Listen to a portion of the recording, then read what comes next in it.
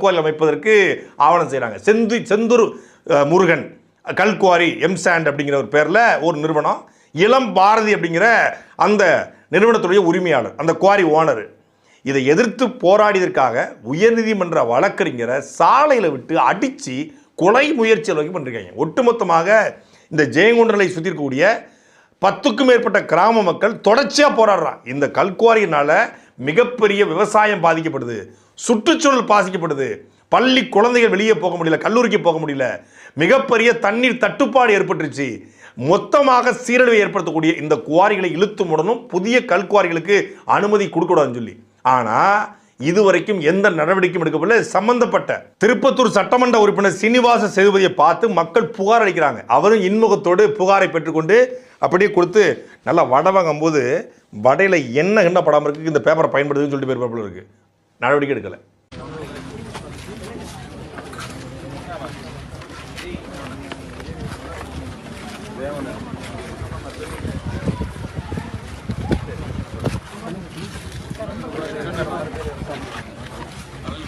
இது அங்கே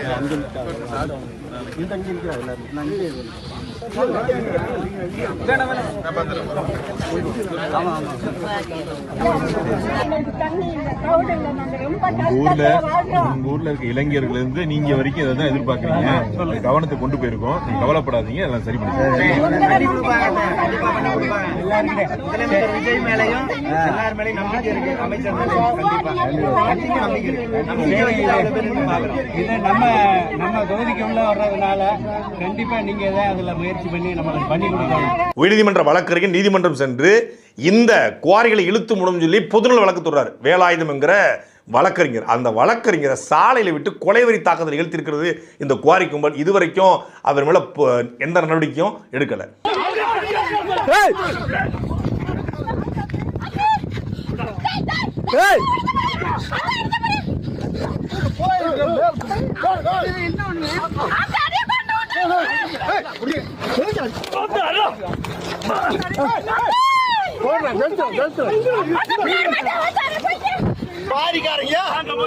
வாரி ஆரம்பிக்கிறதுக்கு 1000 ரூபாய் கொடுத்து ஆளை கூட்டு போற ஐயா